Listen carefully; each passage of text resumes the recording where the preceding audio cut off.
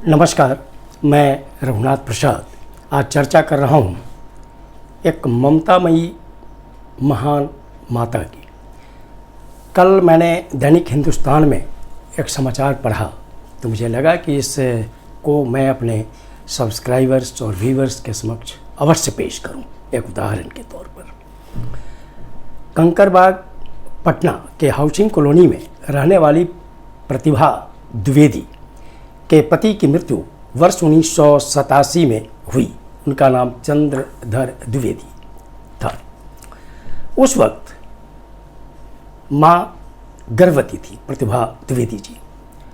कुछ महीनों के बाद पति की मृत्यु के बाद बेटे का जन्म हुआ।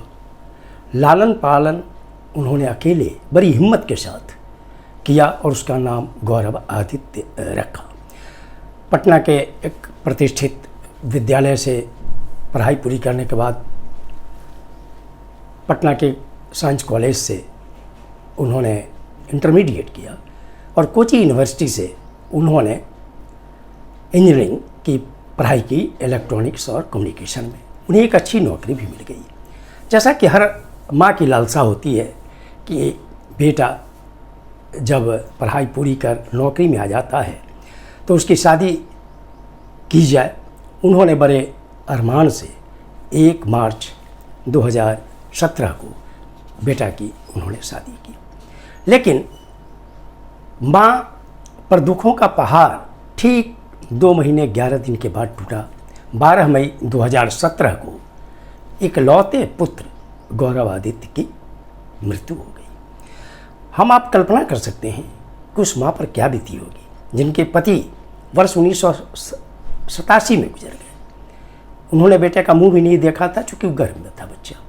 और 2017 में जब उन्होंने इतने अरमानों से बेटा की शादी की, लगभग 2.5 महीने की अवधि में ही उनका बेटा इस दुनिया को छोड़कर चला गया और बहू जिनके हाथों की मेहंदी ठीक से सूखी भी नहीं होगी वो विधवा हो गई। धीरे धीरे उन्होंने अपने आप को संभाला और एक बहुत ही महत्वपूर्ण निर्णय लिया।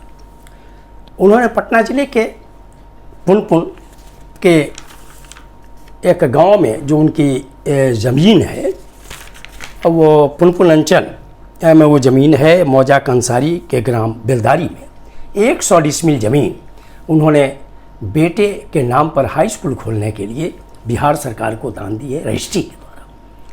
ये 32 कट्ठा ज़मीन होती है। मैं समझता हूँ कि बिहार सरकार बहुत गंभीरतापूर्वक, चूँकि उस इलाके में जैसा कि समाचार में मैंने देखा कि हाई स्कूल नहीं है, तो समाज की भलाई के लिए और इस माता की जो हार्दिक इच्छा है बेटे की याद के लिए और समाज में एक ज्योति जगाने के लिए उस हाई स्कूल का निर्माण जल्द से जल्द बिहार सरकार करे। दूसरा, उन्होंने एक सामाजिक क्रांति के तौर पर एक निर्णय लिया।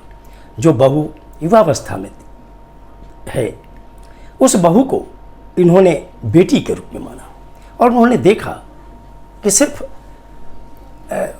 लगभग 2.5 महीने की अवधि में वो विधवा हो गई है। उनके टाइटल से लगता है कि वो जिस जाति को बिलोंग करती हैं उस जाति में विधवा विवाह को आज भी बहुत आसानी से सामाजिक स्वीकृति दिलाना बहुत मुश्किल काम है।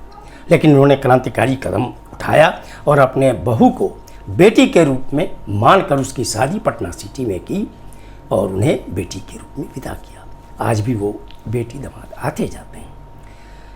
ये 2 बातें, एक कि माता ने हिम्मत से काम लिया और बेटे के नाम पर स्कूल खोलने के लिए ताकि सदा सदा के लिए उस पिछड़े इलाके में शिक्षा की ज्योत जगे। ये मिसाल है और ये मसाल जलती रहनी चाहिए समाज में।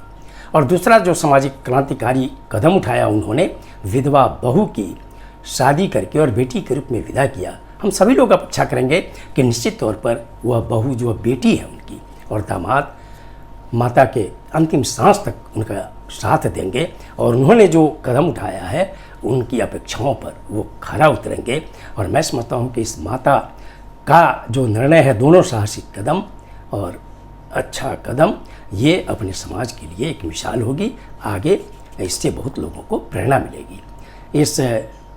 ये वीडियो आपको अच्छा लगा हो तो निश्चित तौर पर लाइक करें, शेयर करें। अब तक मेरे चैनल को आपने सब्सक्राइब नहीं किया तो सब्सक्राइब करें, बेल आइकन को टच अवश्य करें ताकि मेरे हर आने वाले वीडियो का नोटिफिकेशन आपको तुरंत मिले। सभी के लिए शुभकामनाएं। धन्यवाद। जय हिंद।